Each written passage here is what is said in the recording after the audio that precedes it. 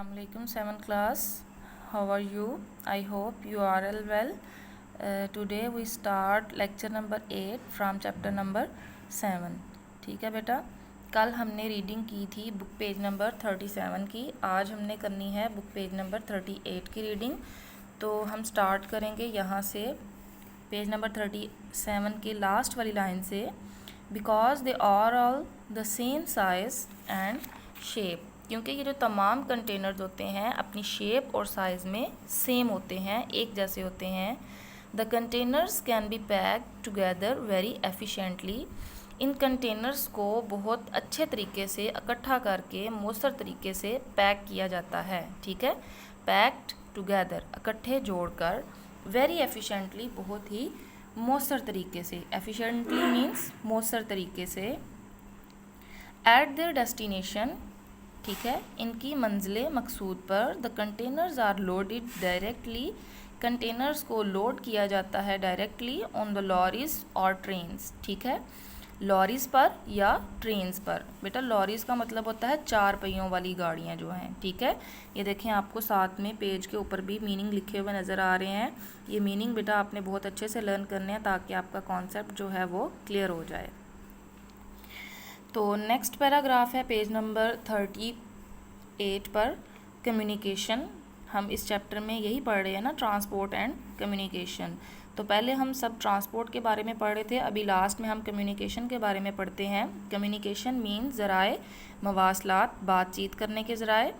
Getting information from one country to another in today's world is absolutely essential. ठीक है, कहते हैं कि मालूमात हासिल करना एक मुल्क की दूसरे से, ठीक है, वन कंट्री टू अनदर, ठीक है, एक मुल्क का दूसरे मुल्क से आज के दौर में इज़ एब्सोल्युटली एसेंशियल, हकीकी तौर पर बहुत ज़रूरी है। ठीक है, कि दूसरे मुल्कों के हालात और उनके पॉइंट ऑफ व्यू को देखना, हकीकी तौर पर जानना बहुत ज़रूरी है।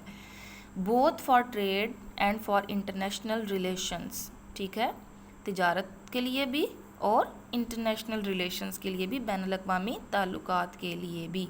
ठीक है, इन दोनों चीज़ों के लिए, एक ट्रेड और दूसरे नंबर पर इंटरनेशनल रिलेशंस के लिए हमें जो है दूसरे मुल्कों से कम्युनिकेट करना और उनके बारे में इंफॉर्मेशन रखना बहुत ही ज़रूरी है। Most of Pakistan has an excellent communication system, कहते हैं कि पाकिस्तान में ज़्यादातर शानदार ज़राए मवासलात का निज़ाम मौजूद है। ठीक है, कम्युनिकेशन सिस्टम, मवासलात का निज़ाम, उनमें कौन कौन से शामिल हैं?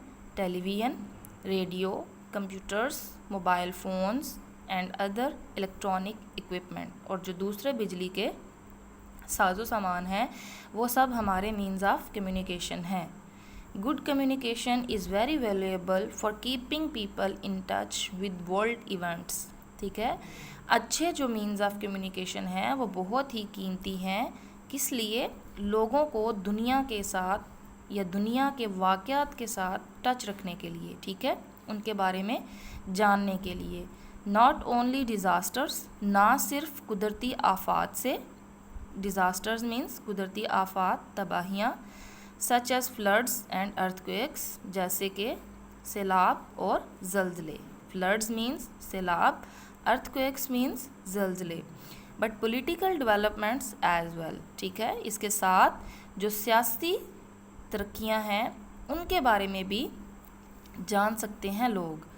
ठीक है, one learns about sports such as the Olympics and cricket test matches, new discoveries in science and other fields. कहते हैं कि कोई भी बंदा जो है वो खेलों के बारे में, ओलंपिक्स के बारे में, क्रिकेट मैचेस के बारे में और डिफरेंट टाइप्स की जो इजादात होती हैं साइंस में और दूसरे शोबों में, उन सब के बारे में कोई भी बंदा जान सकता है मीन्स ऑफ कम्युनिकेशन से। ठीक है बेटा, ओलंपिक का क्या मतलब है? ओलंपिक का मीनिंग यहाँ पे मैंने आपको इंग्लिश में उसकी डेफिनेशन लिखी गई है, the modern revival of the ancient games. ठीक है, पुरानी जो गेम्स हैं उनका जो नया वर्जन होता है। ठीक है, मॉडर्न रिवाइवल जो है बेटा, रिवाइवल का मतलब होता है दोबारा से रिवाज पाना। ठीक है, हेल्ड वंस एवरी 4 years। ठीक है, जो कि जिनका इनकाद जो है वो हर 4 साल बाद होता है इन अ सिलेक्टेड कंट्री, किसी भी एक मुंतखब शुदा मुल्क में। ठीक है, कि तमाम ममालिक जो हैं उस मुंतखब शुदा मुल्क में जाते हैं और फिर गेम्स में हिस्सा लेते हैं। ठीक है, ओलंपिक्स का ये मीनिंग लिखा हुआ नज़र आ रहा है आपको, इसको आपने अच्छे से रीड आउट करना है।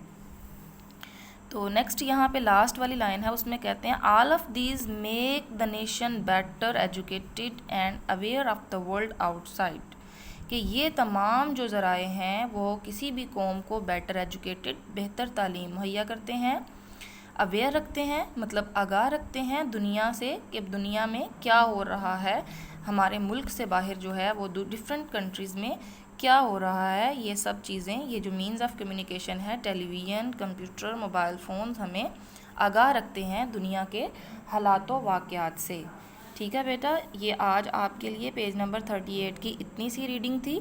और नेक्स्ट हमने जो है आज इस चैप्टर की जो छोटी सी वर्कशीट है वो भी लर्न करनी है। तो वो छोटी सी वर्कशीट ये है हमारे पास, ये आपके पास ब्लैंक्स हैं, बहुत इजी हैं। fill in the blanks. The first statement is here, dash are the oldest means of transport, कि सवारी करने के जो सबसे पुराने ज़राए हैं वो कौन से हैं, रोड्स। ठीक है, dash are the first mass transit means of transport. ठीक है, अवामी रवानगी का जो पहला मीन्स ऑफ ट्रांसपोर्ट था, आमदोरफ्त था, ज़राए आमदोरफ्त था, वो क्या था, रेलवेज़, जिन पर बैठ कर लोगों ने सवारी की। In France and Japan, the latest bullet train can travel for hours at a speed up to dash kilometre per our, कि जो जापान और फ्रांस की जदीद रेलगाड़ियां हैं वो कितने किलोमीटर पर आवर की स्पीड से सफ़र करती हैं, 350 किलोमीटर पर आवर।